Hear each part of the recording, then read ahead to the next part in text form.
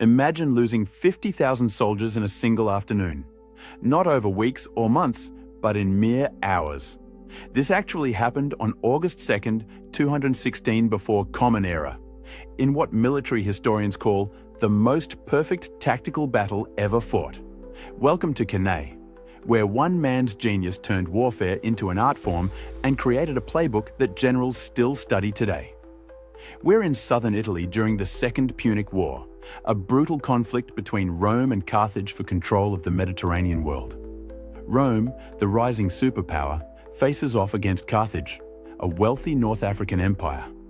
But this isn't just about two cities. This is about who will dominate the ancient world for centuries to come. The man behind Carthage's strategy is Hannibal Barca, arguably the greatest military commander who ever lived. 3 years earlier, he did the impossible. He marched an army of nearly 40,000 men and dozens of war elephants over the Alps in winter. Think about that for a moment. No one thought it could be done, which is precisely why he did it. Since arriving in Italy, Hannibal has defeated every Roman army sent against him. He's won at the Trebia River. He's won at Lake Trasimene. But Rome refuses to surrender. The Romans are furious and humiliated. They've never faced anyone like Hannibal. Their pride is wounded, their territory invaded, and their military reputation is crumbling. So they make a fateful decision. Instead of playing it safe, they're going all in. Rome assembles the largest army in its history up to that point. 8 legions, roughly 80,000 infantry, and 6,000 cavalry. For context, Rome typically fields 4 legions at most. This is unprecedented. Command of this massive force goes to 2 consuls, Gaius Terentius Varro and Lucius Aemilius Paulus. In the Roman system, consuls alternate command daily. This creates immediate problems. Varro is aggressive and eager for glory. He wants to crush Hannibal quickly. Paulus is cautious and strategic. He understands that Hannibal is dangerous and wants to avoid pitched battle. These conflicting personalities will prove disastrous. Hannibal, meanwhile, commands about 50,000 men. He's outnumbered nearly 2 to 1. His army is a diverse mixture of Spanish swordsmen, Gallic warriors, North African infantry, and Numidian cavalry. They speak different languages and come from different cultures, but Hannibal has forged them into a unified fighting machine. They trust him completely because he's never let them down. The 2 armies converge near the town of Cannae in southeastern Italy.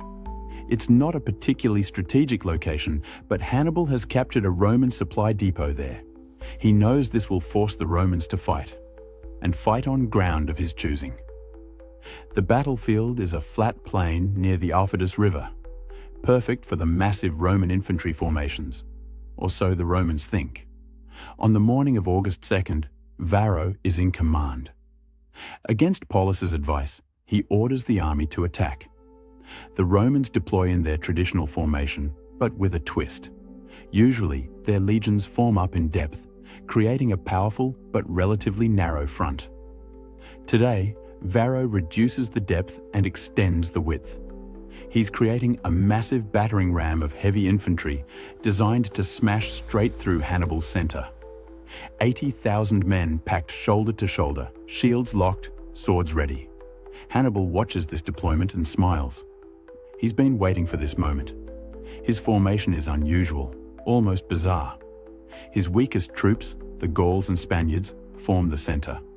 But instead of a straight line, they bulge forward in a crescent shape, curving toward the Romans. His African veterans, his best infantry, stand in columns on either side of this crescent, slightly behind the front line. His cavalry anchors both flanks. The battle begins with cavalry clashes on both wings. On the Roman right, Hannibal's Spanish and Gallic cavalry charge into the Roman horsemen. It's brutal, close quarters fighting. Men are dragged from their horses and stabbed on the ground. The Roman cavalry breaks and flees. On the Roman left, the Numidian light cavalry skirmishes with the Italian allied cavalry. It's a swirling, chaotic melee. Then the main event begins. 80,000 Roman infantry advance like an unstoppable wall of steel and flesh. They slam into Hannibal's crescent-shaped center. The Gauls and Spaniards fight desperately, but they're being pushed back. Slowly, the crescent begins to flatten. Then it starts to curve inward. The Romans are winning. They're breaking through. Varro's plan is working. But this is exactly what Hannibal wants. Every step forward the Romans take is a step deeper into his trap. As the center continues to give ground, something crucial happens on the flanks. Those African veterans, standing in columns on either side, haven't moved yet. They've been waiting. Now, as the Roman mass pushes deeper into the collapsing center, the Africans wheel inward. They turn 90 degrees and slam into the Roman flanks. The Romans suddenly find themselves attacked from three sides: front, left, and right. But it gets worse, much worse. Remember that cavalry battle on the Roman right? Hannibal's cavalry, having routed the Roman horsemen, doesn't chase them. Instead, they ride behind the entire battle line. They cross the battlefield and crash into the Italian allied cavalry from behind. Now both Roman cavalry wings collapse completely. With no enemy cavalry left to fight, Hannibal's horsemen do something unprecedented. They charge into the rear of the Roman infantry. The trap is complete. 80,000 Roman soldiers are now surrounded on all sides. Front, rear, left, right. They're packed so tightly together they can barely move. This is the double envelopment, and it's perfect.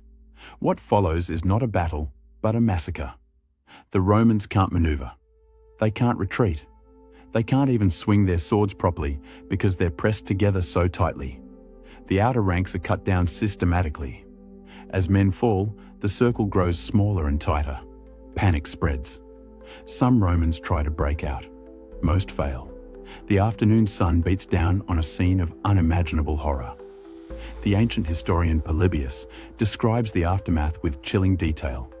He writes that the battlefield was so covered with blood that some of Hannibal's pursuing cavalry slipped and fell from their horses. Bodies were piled so high that men used them as ramparts. The carnage continues for hours until the summer daylight fades. When the sun finally sets, the numbers are staggering. Between 50,000 and 70,000 Romans are dead. That's nearly the entire army. Another 10,000 are captured. The consul Paulus, who advised against fighting, dies on the battlefield, fighting to the end. Among the dead are 80 senators and former officials. Rome loses 1/4 of all its military-age men in a single day. Hannibal's losses? Somewhere between 5,000 and 8,000 men.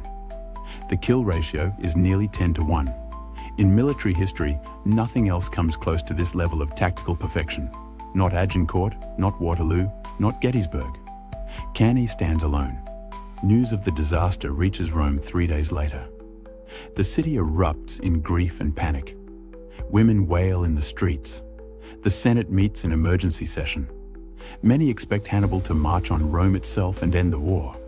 But incredibly, he doesn't. This decision will haunt him forever. His cavalry commander Hannibal allegedly says, "You know how to win a victory, Hannibal, but you do not know how to use one." Why doesn't Hannibal attack Rome? Historians debate this endlessly. He lacks siege equipment. His army is exhausted. Rome's walls are formidable. He hopes the defeat will break Rome's will to fight. Whatever the reason, it's a miscalculation. Rome, despite losing an entire army, refuses to surrender. They simply raise new legions and keep fighting. The war continues for another 13 years. Rome eventually wins by attacking Carthage directly, forcing Hannibal to return home to defend his city. In 202 before Common Era, Hannibal finally loses a battle at Zama. Carthage surrenders. Rome becomes the dominant Mediterranean power. Hannibal eventually commits suicide rather than be captured by Rome. But Cannae's importance extends far beyond the Second Punic War. The battle becomes the gold standard for tactical excellence. Every military academy in the world studies it. The double envelopment, or Cannae maneuver, becomes the holy grail of military strategy. Generals throughout history try to recreate it. Napoleon studies it obsessively. The German army uses Cannae principles in World War I and World War II encirclement campaigns. The Schlieffen Plan, Germany's strategy for World War I, is essentially Cannae on a massive scale. The idea is to envelop the French army by sweeping through Belgium. It doesn't work perfectly, but the inspiration is clear. In World War II, German panzer divisions repeatedly execute smaller Cannae-style encirclements on the Eastern Front, trapping hundreds of thousands of Soviet soldiers. Even today, military planners study Cannae. The 1991 Gulf War's left hook maneuver, where coalition forces swept around Iraqi defenses, echoes Hannibal's principles. Anytime you hear about envelopment, flanking maneuvers, or surrounding the enemy, you're hearing echoes of Cannae. But Cannae teaches us something beyond military tactics. It shows the power of unconventional thinking. Hannibal was outnumbered, fighting in enemy territory, far from home. By every conventional measure, he should have lost. Instead, he won the most perfect victory in military history because he understood something his enemies didn't. Sometimes weakness can be strength if you're clever enough. Sometimes retreating is advancing. Sometimes losing is winning. The battle also reveals the Romans' greatest strength, which wasn't tactical brilliance. It was stubborn determination. Any other civilization would have surrendered after Cannae. Rome raised new armies and kept fighting for 13 more years. That's the real reason Rome won the war and eventually conquered the Mediterranean. Not because they were better tacticians than Hannibal, but because they refused to quit. So why does a battle fought over 2,000 years ago still matter? Because Cannae represents the pinnacle of what's possible when genius meets preparation. Because it changed how humans think about warfare and strategy. Because it reminds us that innovation beats convention, that brains beat brawn, and that the greatest victories come from seeing what others cannot. The next time you face overwhelming odds, remember Hannibal at Cannae. Sometimes the impossible is just a strategy nobody's thought of yet.